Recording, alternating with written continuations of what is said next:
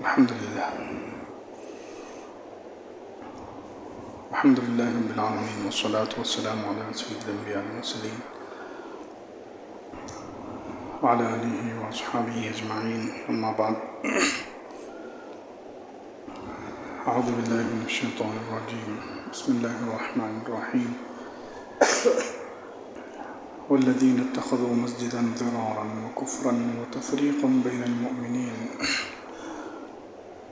وإرصادا لمن حارب الله ورسوله من قبل ولا يحلفن إن أردنا إلا الحسنى والله يشهد إنهم لكاذبون لا تقم فيه أبدا صدق الله العظيم اللهم صل على سيدنا محمد وعلى آل سيدنا محمد وبارك وسلم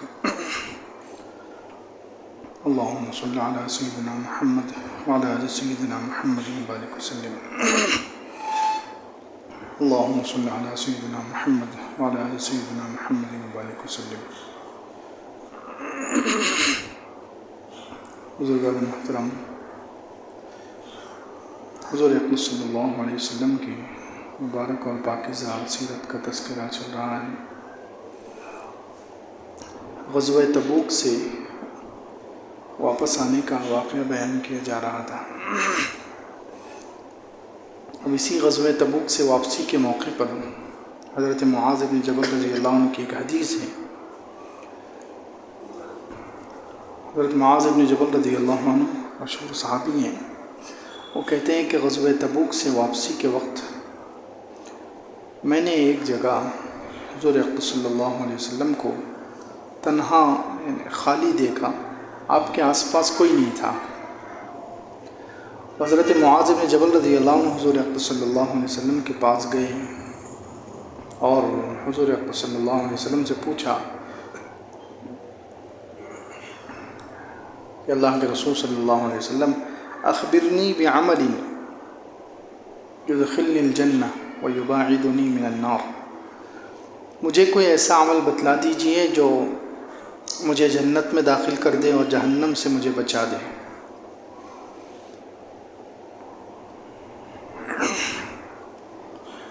اللہ کے رسول صلی اللہ علیہ وسلم نے ارشاد فرمایا تم نے بہت بڑی بات پوچھی ہے،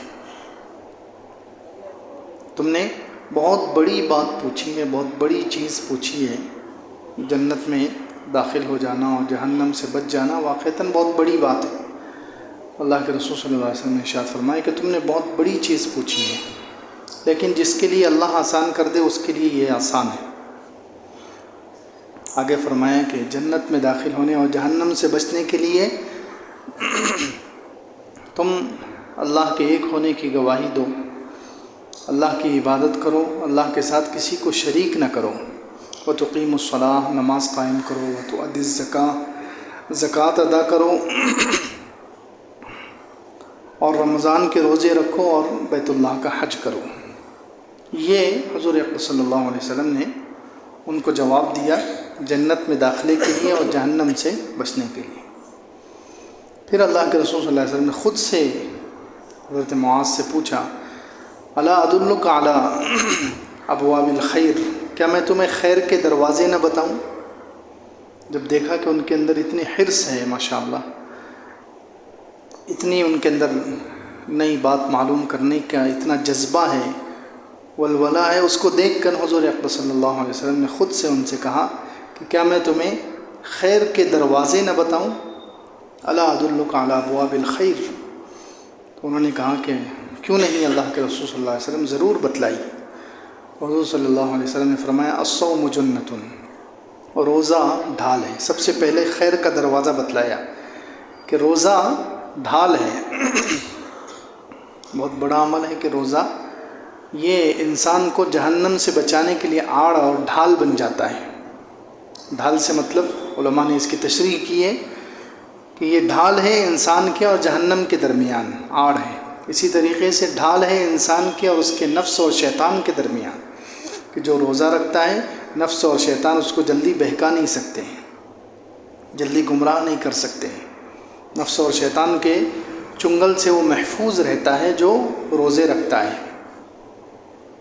تو فرمایا الصوم جنۃ، روزہ ڈھال ہے. اور آگے فرمایا وَالصَّدَقَةُ تُطْفِئُ الْخَطِیَّۃَ، صدقہ گناہوں کو ایسے بجھا دیتا ہے، مٹا دیتا ہے، جیسے کہ پانی آگ کو بجھا دیتا ہے۔ آگ ہو، اس کے اندر پانی ڈال دو تو آگ بجھ جائے گی، اسی طریقے سے صدقہ، یہ بھی دیکھو خیر کے دروازے بتلا رہے ہیں۔ تو دوسری چیز، دوسرا خیر کا دروازہ بتلایا صدقہ، کہ صدقہ کرو، یہ گناہوں کو ایسے بجھا دے گا جیسے پانی آگ کو بجھا دیتا ہے۔ اور اسی طریقے سے فرمایا تہجد کی نماز، وصلاۃ الرجل فی جوف اللیل، آدھی رات کو اٹھ کر آدمی تہجد کی نماز پڑھے، یہ بھی بہت بڑی خیر کا دروازہ ہے، بھلائی کا بہت بڑا دروازہ ہے یہ، اس سے بہت ساری خیریں انسان کے لیے کھل جاتی ہیں۔ یہ تین چیزیں حضور اقدس صلی اللہ علیہ وسلم نے ان کو بتلائی خیر کے دروازے کے طور پر۔ پھر آگے ارشاد فرمایا کہ کیا میں تمہیں الا اخبرک براس الامر، کیا میں تمہیں تمام خیروں کا سر بتلاؤں، تمام بھلائیوں کا سر اور اس کا ستون اور اس کی اونچی چوٹی۔ تو حضرت معاذ رضی اللہ عنہ نے ارشاد فرمایا کہ ضرور بتلائیے اللہ کے رسول صلی اللہ علیہ وسلم۔ اب حضور اقدس صلی اللہ علیہ وسلم نواز رہے ہیں، دے رہے ہیں، اور حضرت معاذ رضی اللہ عنہ لے رہے ہیں۔ انہوں نے حضور اقدس صلی اللہ علیہ وسلم کے گویا یوں کہیے کہ سخاوت کے جذبے کو انہوں نے جوش میں ابھار دیا۔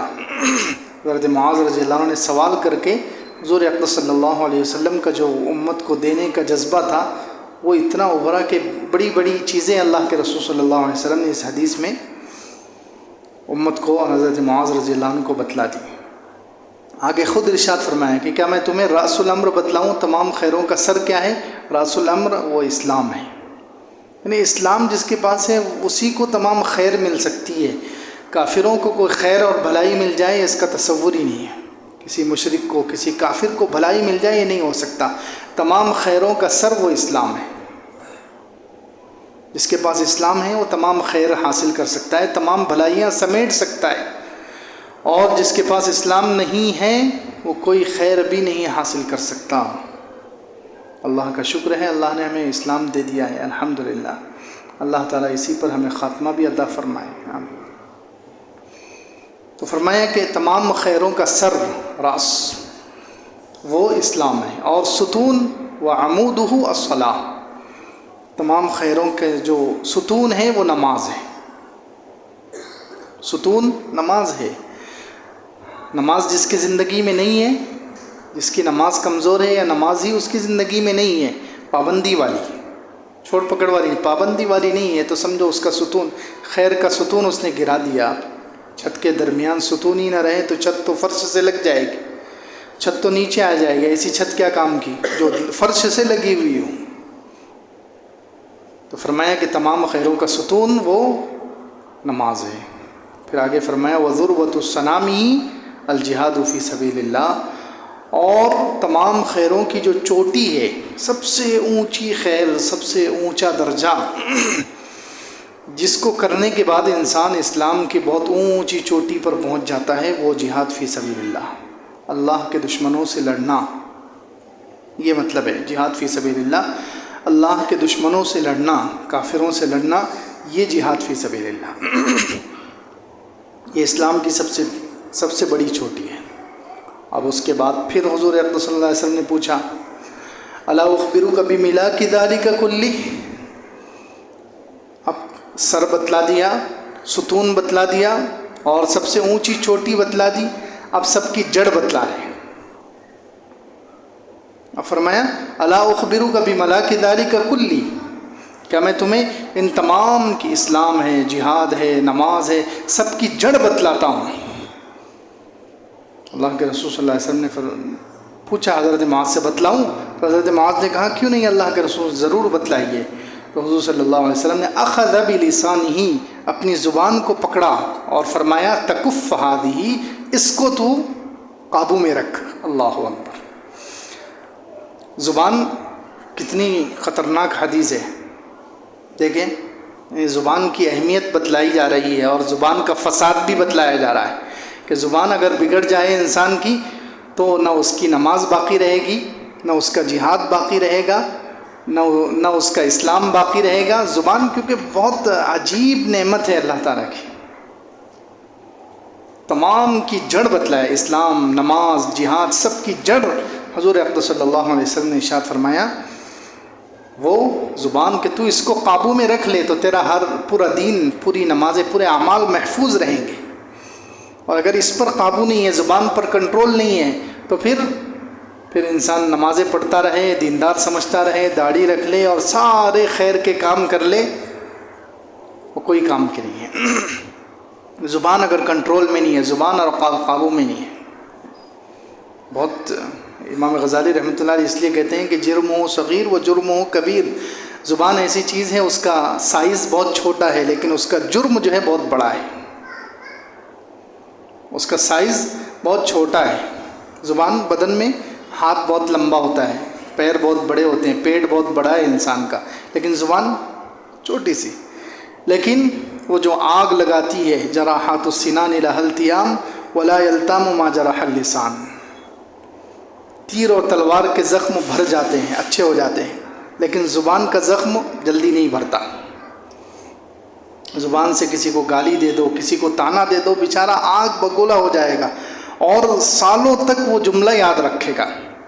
زبان ایسی خطرناک چیز ہے، اس لیے عرب شاعر نے کہا جراحات السنان لها التیام، سنان تیر و تلوار جو ہوتے ہیں ان کا جو زخم کتنا بھی گہرا ہو جسم میں وہ ایک نہ ایک دن بھر جاتا ہے، اچھا ہو جاتا ہے، لیکن ولا یلتام ما جرح اللسان، زبان جو زخم لگاتی ہے دل پر، آج تو اللہ معاف کرے ہمیں تو خیال ہی نہیں ہے کہ زبان کو بھی روکنا کوئی عمل ہے، ہمیں تو اس کا احساس ہی نہیں ہے کہ زبان پر کنٹرول بھی کوئی عمل ہے، ہم تو پتہ نہیں کس کو کیا کیا بولتے رہتے ہیں، کس کا دل ٹوٹ رہا ہے، کسی کا جو ہے جذبہ مجروح ہو رہا ہے، کسی کی روح پر ٹھیس پہنچ رہی ہے، کچھ ہمیں خیال نہیں ہوتا جب ہم زبان چلاتے ہیں۔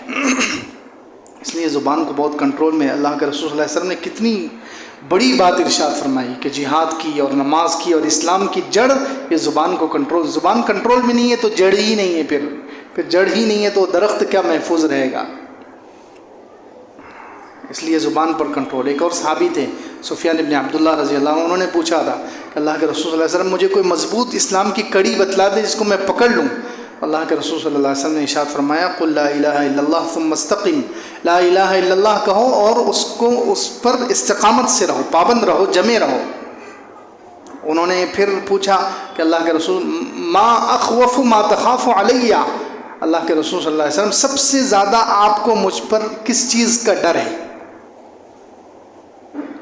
آپ کو مجھ پر سب سے زیادہ خوف کس بات کا ہے، ڈر کس بات کا ہے کہ میں اس چیز کی وجہ سے سمجھو مجھ سے گناہ ہو سکتا ہے، اللہ کی نافرمانی ہو سکتی ہے، یا اس چیز کی وجہ سے میں گمراہ ہو سکتا ہوں، یا اس چیز کی وجہ سے میں جہنم میں جا سکتا ہوں، آپ کو سب سے زیادہ ڈر میرے بارے میں کس کا ہے؟ تو حضور اقدس صلی اللہ علیہ وسلم نے زبان کی طرف اشارہ کر کے فرمایا اس کا ہے، زبان کی طرف اشارہ کر کے فرمایا کہ سب سے زیادہ مجھے ڈر زبان کا ہے، کہ زبان جو ہے جب قابو میں نہیں رہتی، جب انسان غصے میں آتا ہے اور زبان بے قابو ہو جاتی ہے تو پھر پتہ نہیں کیا کیا مغلظات اور کیا کیا گالیاں اور کیا کیا اللہ کی شان میں گستاخیاں اور کیا کیا کر دیتا ہے کہ آدمی کو احساس نہیں ہوتا، بعد میں احساس ہوتا ہے۔ اس لیے زبان پر کنٹرول بہت اہم عمل ہے یہ۔ اس لیے امام غزالی رحمۃ اللہ علیہ لکھتے ہیں کہ جو ہم زبان سے جو باتیں کرتے ہیں تو ایک قسم کی بات تو یہ ہے کہ جس میں سراسر نقصان ہے، کچھ باتیں وہ ہوتی ہیں جس میں پورا نقصان ہی ہوتا ہے، دنیا کا نقصان ہو یا دین کا نقصان ہو یا آخرت کا، کچھ باتیں ایسی ہوتی ہیں کہ اس میں نقصان کے سوا کچھ نہیں ہوتا، اس میں نقصان کے سوا کچھ نہیں ہوتا۔ ایک قسم کی باتیں یہ جیسے جھوٹ بولنا، گالی، غیبت، چغلی، یہ زبان کی سب باتیں یہ آخرت کے اعتبار سے نقصان دہ، اور دنیاوی اعتبار سے جیسے کسی پہلوان، کوئی ہم سے زیادہ طاقتور پہلوان ہے، اس کے سامنے جا کے اس بلا وجہ اس کو گالی دے دی، اس کے سامنے جا کے بلا وجہ اس کو گالی دے دی تو وہ چھوڑے گا؟ مارے گا وہ۔ تو یہ کچھ چیزیں ایسی ہیں کہ کچھ باتیں انسان کی زبان سے وہ نکلتی ہیں جس میں سراسر نقصان ہوتا ہے، دنیا کا، آخرت کا، کوئی گناہ ہے یا دنیا کا کوئی نقصان ہے۔ کچھ باتیں ایک قسم باتوں کی ہے، دوسری قسم کی باتیں وہ ہیں جس میں سراسر فائدہ ہی فائدہ ہے۔ کچھ باتیں ایسی جس میں صرف فائدہ ہوتا ہے، جیسے دنیا کی کوئی چیز انسان بیچ رہا ہے، آواز لگا رہا ہے اور اس کی چیزیں بک رہی ہے تو یہ فائدہ ہے، یا دینی اعتبار سے زبان سے فائدہ ہوتا ہے کہ انسان جو ہے قرآن کی تلاوت کرے، اللہ کا ذکر کرے، کسی کو بھلائی کی طرف دعوت دے تو اس میں دین کا فائدہ ہے۔ تو کچھ باتیں دوسری قسم باتوں کی وہ ہیں جس میں سراسر فائدہ ہے، یا تو دنیا کا فائدہ ہے کہ پیسے مل رہے ہیں باتوں سے، یا دین کا فائدہ ہے کہ کچھ ثواب مل رہا ہے، یہ دوسری قسم کی بات ہے۔ تیسری قسم کی باتیں وہ ہیں جس میں آدھا فائدہ ہوتا ہے آدھا نقصان ہوتا ہے، 50% فائدہ ہے 50% نقصان ہے۔ اور چوتھی قسم کی باتیں وہ ہیں جس میں نہ فائدہ ہے نہ نقصان ہے، بیکار۔ اب امام غزالی رحمۃ اللہ علیہ کہتے ہیں کہ 3 قسم کی جو باتیں، 4 قسم کی باتیں ہو گئی، ان میں سے 3 قسم کی باتیں چھوڑ دو، صرف ایک قسم کی جو باتیں ہیں جس میں فائدہ ہی فائدہ ہے وہ باتیں کیا کرو تو نفع میں رہو گے۔ یعنی 3 قسم کی باتیں، اس کا مطلب کیا ہے، 3 قسم کو 25% دے دو، اور ایک قسم جو بھلائی والی باتیں ہیں اس کو 25%، یعنی 75% جو باتیں ہم کرتے ہیں ان کو چھوڑ دو۔ جن باتوں میں نقصان ہے دنیا کا یا آخرت کا ان کو چھوڑ دو، 25% باتیں ختم ہو گئی۔ جن میں نقصان ہی ہے دنیا کا یا آخرت کا، کچھ نہ کچھ نقصان ہے، ایسی باتیں چھوڑ دو۔ ظاہر سی بات ہے نقصان اٹھانا کون پسند کرتا ہے، اس لیے جب ان باتوں میں نقصان ہے تو ان کو چھوڑ دو، ایک قسم کی باتیں۔ دوسرے وہ باتیں جن میں آدھا نقصان ہے آدھا فائدہ ہے، یہ باتیں بھی چھوڑ دو، کیونکہ نقصان تو کوئی بھی برداشت نہیں کرتا۔ ہر آدمی جو ہے کاروبار جب کرے گا تو فائدہ ہی، ایسا ہی کاروبار دیکھے گا جس میں 100% فائدہ ہو، کوئی بھی ایسا نہیں کاروبار دیکھے گا جس میں آدھا فائدہ آدھا نقصان ہو۔ ایسا کاروبار اگر ہمیں معلوم ہو جائے کہ اس میں آدھا فائدہ ہوگا اور آدھا نقصان ہوگا تو کوئی کرے گا اس کو۔ آدمی ایسے کاروبار میں ہاتھ ڈالتا ہے، ایسے کاروبار میں پیسہ لگاتا ہے جس میں اس کو یقین ہو یا امید ہو کہ وہ پورا 100% کامیاب ہوگا۔ تو اس لیے وہ باتیں جن میں آدھا فائدہ آدھا نقصان ہے یہ باتیں بھی 25% یہ بھی چھوڑ دو۔ پھر تیسری وہ باتیں جن میں نہ فائدہ ہے نہ نقصان ہے، جیسے گپ شپ، ہم بیٹھے ہیں بس گھنٹوں باتیں کر رہے ہیں ہوٹلوں پر، چوراہوں پر، گلی کے کونوں پر، نہ دین کا فائدہ ہے نہ ان باتوں سے ہمیں پیسے مل رہے ہیں، نہ اللہ کی طرف سے کوئی اجر و ثواب مل رہا ہے۔ تو یہ باتیں تیسری قسم کی باتیں یہ۔ تو امام غزالی رحمۃ اللہ علیہ کہتے ہیں یہ 3 قسم کی باتیں چھوڑ دو، 25 یعنی 75% باتیں جو کر رہے ہیں چھوڑ دو، صرف 25% باتیں جس میں فائدہ ہی فائدہ ہو، یا تو دین کا فائدہ ہو یا دنیا کا فائدہ ہو، یہ باتیں کرو تو پھر دیکھو کتنا فائدہ ہوتا ہے، کتنا وقت بچتا ہے اور دل میں کتنی نورانیت رہتی ہے۔ زبان، اللہ کے رسول صلی اللہ علیہ وسلم کی حدیث ہے، ہم جو زبان چلانے کی عادت ہے نا، ہمارے دل، آج دیکھیں ایک بات سن لیں، سب سے زیادہ جو ہمارے دلوں میں سختی پیدا ہوئی ہے وہ زیادہ باتیں کرنے کی وجہ سے ہوئی، زبان چلانے کی وجہ سے۔ اس میں تو ہم تو گناہ بھی کرتے ہیں، ہمیں تو کوئی احتیاط ہی نہیں، غیبت بھی ہو رہی ہے، چغلی بھی ہو رہی۔ اور یہ بھی سن لیں، آج کل سائنس ریسرچ یہ کہہ رہی ہے کہ انسان جب غیبت کرتا ہے نا، غیبت شریعت کے اعتبار سے حرام ہے، شریعت کے اعتبار سے اللہ رب العزت نے قرآن میں اس کو حرام کہا، لا یغتب بعضکم بعضا، تم میں سے کوئی کسی کی غیبت نہ کرے۔ تو غیبت یعنی پیٹھ پیچھے کسی کی برائی ہے، پیٹھ پیچھے کسی کے بارے میں ایسی بات کہنا کہ اگر سامنے اس کے منہ پر کہی جائے تو اس کو برا لگے، تو یہ غیبت ہے، یہ قرآن میں اللہ تعالیٰ نے منع کیا ہے، گویا حرام ہے۔ تو اب اس سے جو ہے ظاہری بھی نقصان ہے۔ اب قرآن میں اللہ تعالیٰ نے تو فرمایا کہ جو غیبت کرتے ہیں وہ ایسے جیسے اپنے مردار بھائی کا گوشت کھاتے ہیں۔ تو آج سائنس یہ کہتی ہے کہ اکثر وہ لوگ جو غیبت کرتے ہیں ان کو کینسر زیادہ ہوتا ہے۔ آج کی ریسرچ ہے سائنس کی، آج کی سائنس یہ کہتی ہے جو لوگ غیبت کرتے ہیں کیونکہ وہ مردار گوشت کھا رہے ہیں، ریئل کھاتے ہیں حقیقت میں، یہ صرف مثال نہیں ہے، یہ صرف مثال نہیں ہے کہ جو غیبت کر رہا ہے وہ اپنے مردار بھائی کا گوشت کھا رہا ہے۔ حضور صلی اللہ علیہ وسلم نے صرف مثال دی ہے، یہ اللہ نے مثال دی ہے، ایسا نہیں، حقیقت ہے یہ۔ اسی لیے جو لوگ زیادہ غیبت کرتے ہیں اکثر ان لوگوں کو کینسر ہو جاتا ہے، کیونکہ وہ مردار کھا رہے ہیں، اپنے مردار بھائیوں کو گوشت کھا رہے ہیں، اس کی وجہ سے ان کے اندر کینسر پیدا ہو جاتا ہے۔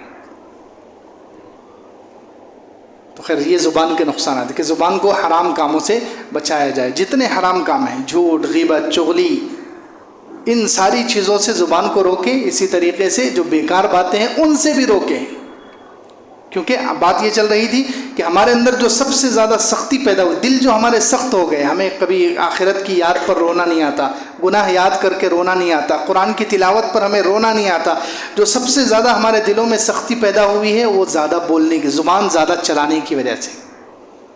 ہم تو حرام میں ہی چلاتے ہیں، کچھ لوگ ہوں گے جو حرام سے بچیں گے، لیکن وہ بھی بیکار باتوں میں بس گپ شپ بیٹھے ہوئے ہیں، ادھر کی بات کر رہے ہیں، ادھر کی بات کر رہے ہیں، ایران توران کی پتہ نہیں کون سے ملکوں کی بات ہو رہی ہے اور ان کو کوئی فائدہ نہیں ہے اس سے۔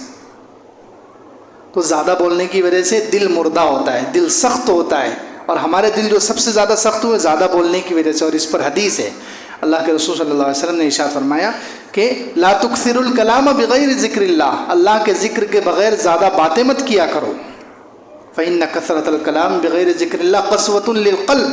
دیکھیے حضور صلی اللہ علیہ وسلم نے حدیث میں فرما دیا کہ زیادہ باتیں کرنا، اللہ کے ذکر کے علاوہ دوسری باتیں زیادہ کرنا، یہ دل کو سخت کرتا ہے، اور اللہ کے سب سے زیادہ دور وہ لوگ ہیں جن کے دل سخت ہوں گے۔ اللہ اکبر۔ تو آج جو ہمارے دل مردہ ہو گئے، ہم بعض مرتبہ تنہائی میں بیٹھ کر سوچتے بھی ہیں کہ یار میرا دل اتنا کیوں مردہ ہے، ہمیں سمجھ میں نہیں آتا۔ اس کی بہت بڑی وجہ، دوسری بھی وجوہات ہوگی، لیکن اس میں سے ایک بڑی وجہ جو ہے زیادہ بولنا، بس بیٹھے ہوئے ہیں تو بس بات کر رہے ہیں، زبان چلا رہے ہیں، کوئی فائدہ نہیں ہو رہا۔ اس لیے زبان پر کنٹرول اللہ کے رسول صلی اللہ علیہ وسلم نے اس حدیث میں ارشاد فرمایا، اور کتنی حدیثیں ہیں جن میں زبان پر کنٹرول کی ترغیب دی گئی ہے۔ املک علیک لسانک، اپنے زبان کو قابو میں رکھو، اور یہاں تک فرمایا کہ قیامت کے دن 2 عمل بہت وزنی ہوں گے۔ حضرت ابو ذر رضی اللہ عنہ کو وصیت کرتے ہوئے حضور صلی اللہ علیہ وسلم نے ارشاد فرمایا کہ میں تمہیں 2 عمل بتلاتا ہوں، الا ادلک علی خصلتین ہما اخف علی الظہر واثقل فی المیزان۔ اے ابو ذر، میں تمہیں 2 باتیں بتلاتا ہوں جو عمل میں بہت آسان ہیں اور میزان میں بہت وزنی ہوں گی۔ 2 عمل ایسے ہیں جو عمل کرنا ان پر بہت آسان ہے، لیکن قیامت کے دن جب نامہ اعمال میں تولا جائے گا تو اس وقت یہ 2 چیزیں بہت وزنی ہوگی۔ وہ 2 چیزیں کیا ہیں؟ اللہ کے رسول صلی اللہ علیہ وسلم نے ارشاد فرمایا طول الصمت وحسن الخلق، اور واقعتاً یہ بہت بھاری عمل ہے، اللہ کرے کہ ہمیں نصیب ہو جائے، آمین۔ 2 عمل، ایک تو زیادہ خاموش رہنا، یہ زیادہ خاموش رہنا اتنا آسان نہیں ہے۔ 2 بیٹھے، ہم سوچتے ہیں کہ بس بیٹھ گئے 2 آپس میں تو بس بات کرنا ضروری ہی ہے۔ کیا ضروری ہے؟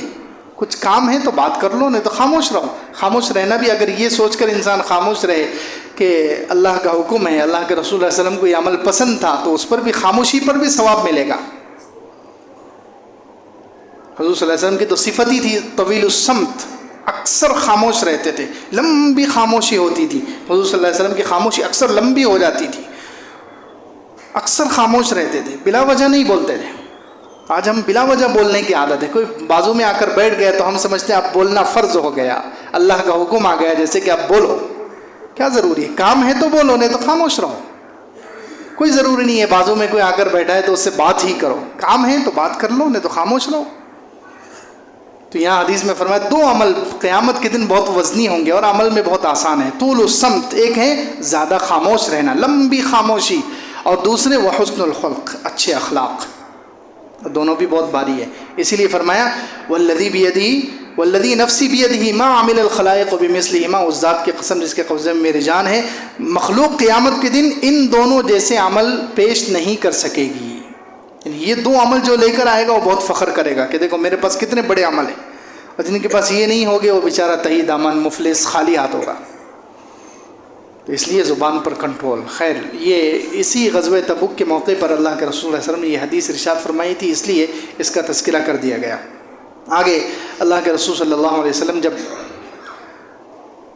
تبوک سے واپسی پر مدینہ منورہ کے قریب پہنچے، تو مدینہ منورہ کے قریب پہنچنے کے بعد حضور صلی اللہ علیہ وسلم پر اللہ تعالیٰ کی طرف سے ایک بارے میں وحی آ گئی۔ کس بارے میں وحی آئی؟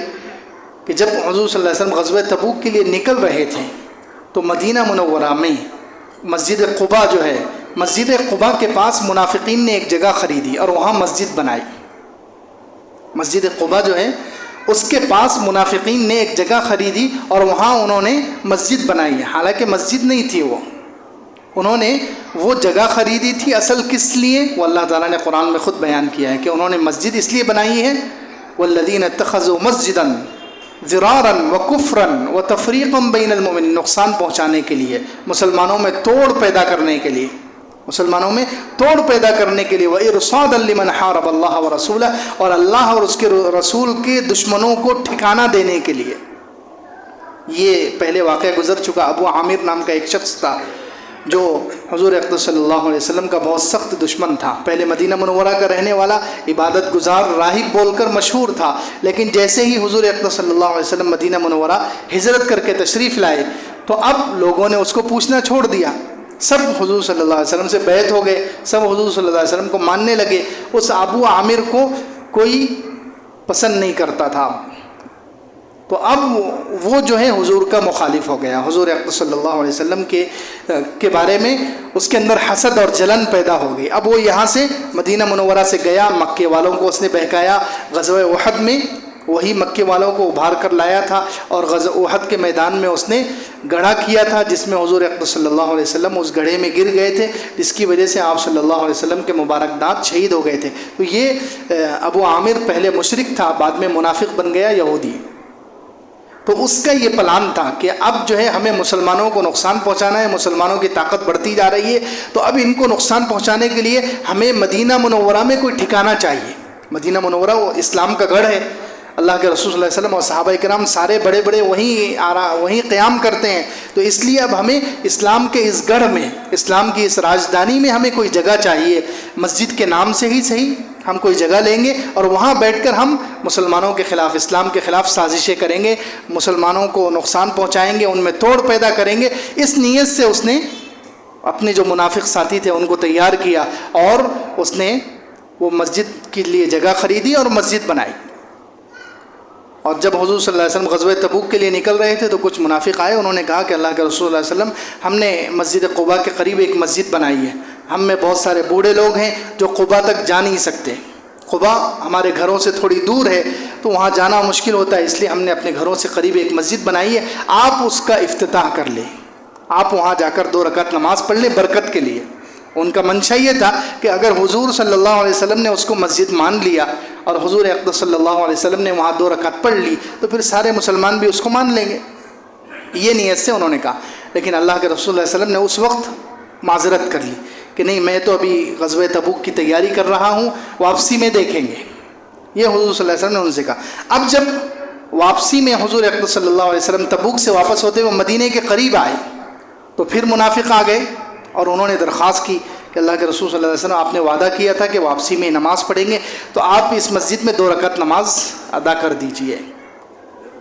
تو ادھر حضور صلی اللہ علیہ وسلم نے کوئی جواب نہیں دیا. اللہ تعالیٰ کی طرف سے قرآن میں 11ویں پارے کی کچھ آیتیں اتری، اللہ تعالیٰ نے اس میں ان کا پول کھول دیا. ان کی جو سازش تھی، جس نیت سے انہوں نے وہ جگہ خریدی تھی، وہ بتا دی اور حضور صلی اللہ علیہ وسلم کو حکم دے دیا گیا کہ یہ مسجد نہیں ہے، نام تو اس کا مسجد کا ہے لیکن اصل وہ منافقوں کا اڈا ہے، مشرکوں کا اڈا ہے، وہ یہودیوں کا اڈا ہے. اسلام کے خلاف سازشوں کا ایک مرکز وہ بنانا چاہ رہے ہیں تاکہ وہ مسلمانوں کو نقصان پہنچائیں. اس لیے وحی کے طور پر حکم دیا گیا کہ اس کو گرا دیا جائے. تو حضور صلی اللہ علیہ وسلم نے 2 صحابہ کرام کو بھیجا، انہوں نے اس کو آگ لگا دی اور پوری عمارت جو تھی اس کو ڈھا دیا.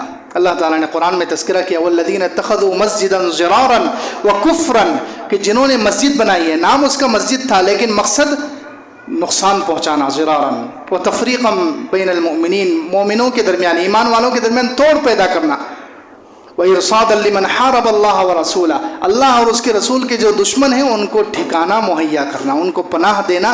یہ اس نیت سے انہوں نے بنایا ہے. اس لیے نبی جی لا تقم فیہ ابدا، آپ اس میں ہرگز کھڑے بھی مت ہوئیے. آپ مسجد قباء میں جائیے، وہ مسجد تقوی کی بنیاد پر بنائی گئی ہے، اس کی بنیاد تقوی پر رکھی گئی ہے۔ آپ وہاں جا کر کھڑے ہوئیے، وہاں نماز پڑھیے، لیکن اس مسجد ضرار میں آپ مت جائیے۔ تو اللہ کے رسول صلی اللہ علیہ وسلم نے اس مسجد کو جو منافقین کی تھی اور منافقین نے بنانے کا ارادہ کیا تھا غلط مقصد سے، اللہ کے رسول صلی اللہ علیہ وسلم نے صحابہ کرام کو حکم دیا، اس کو گرا دیا گیا۔ اور بعد میں کہتے ہیں اس جگہ میں دیکھیں جہاں گناہ ہوتا ہے اور جہاں جو ہے بری نیت سے جو جگہ بنائی جاتی ہے اس میں کتنی نحوست آ جاتی ہے۔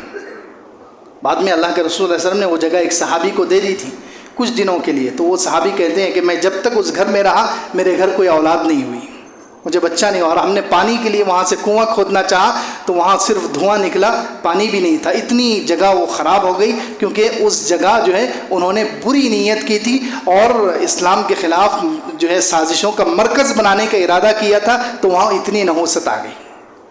اسی لیے علماء نے یہاں سے مسئلہ نکالا ہے کہ مسلمانوں کا آج کل جو مسلمان ملک ہیں، مسلمان ملکوں میں بہت سارے کافر یہودی اور عیسائی خاص طور سے، یہ لوگ کیا کرتے ہیں مسلمان ملکوں میں جا کر بہت سارے رفاہی کام کرتے ہیں، این جی اوز جس کو کہتے ہیں، این جی اوز کھولتے ہیں، یہ بہت ساری تنظیمیں بناتے ہیں، جماعتیں بناتے ہیں کہ وہ ہم غریب مسلمانوں کی مدد کریں گے، کبھی اسکول بنائیں گے، کبھی دواخانے بنائیں گے، کبھی اور کوئی چیز فلاحی ادارے بناتے ہیں۔ ان کا مقصد تو یہ ہوتا ہے کہ ہم اس ملک میں رہ کر مسلمانوں کو اندر سے کھوکھلا کریں، مسلمانوں کو آپس میں لڑائیں، ان کو کمزور کریں، ان کو عقیدوں کے اعتبار سے کمزور کریں، ان کا ایمان ہم چھیننے کی کوشش کریں۔ اوپر وہ لیبل لگا لیتے ہیں کہ یہ دواخانہ ہے، یہ اسکول ہے۔ بہت سارے عیسائی مشنریاں اور یہودی مشنریاں اسی طریقے سے کام کرتی ہیں۔ تو آج بھی اگر مسلمانوں کو معلوم ہو جائے کہ کہیں کوئی ایسا ادارہ، چاہے وہ مسجد نہ ہو، کوئی ادارہ ہو، کوئی انہوں نے اسکول بنایا، انہوں نے کوئی عمارت بنائی، انہوں نے کوئی اور دواخانہ قائم کیا، اگر مسلمانوں کو بھنک مل جائے اور یہ اطلاع ہو جائے کہ یہ انہوں نے اس نیت سے بنایا ہے، تو مسلمان حکومت پر لازم ہے کہ وہ اس کو گرا دے۔ جو بھی مسلمانوں کے ملک میں ایسی چیز بن جائے، ایسا اڈا یا ایسی جگہ کافر یہودی اور عیسائی خرید لیں کہ جہاں سے سازشیں کی جاتی ہوں اور مسلمانوں کو نقصان پہنچانے کے جہاں مشورے ہوتے ہوں، اور اسلام اور مسلمانوں کے دشمنوں کو جس جگہ پناہ دی جاتی ہو، ایسے جگہوں کو باقی نہیں رکھنا چاہیے، ورنہ پھر وہ جگہیں جو ہے اتنی خطرناک ہوتی ہیں، ایسی سازشیں وہاں پلتی ہیں کہ پھر وہ پورے ملک کو برباد کر دیتی ہیں۔ اس لیے اللہ کے رسول صلی اللہ علیہ وسلم نے حکم دیا تھا کہ وہ اس مسجد کو، وہ مسجد نہیں ہے، وہ جو ہے شیاطین کا اڈا ہے، اس لیے اس کو گرانے کا حکم دے دیا گیا اور وہ گرا دی گئی۔ اب اس کے بعد کیا ہوا انشاءاللہ آئندہ ہفتے۔ وآخر دعوانا الحمدللہ۔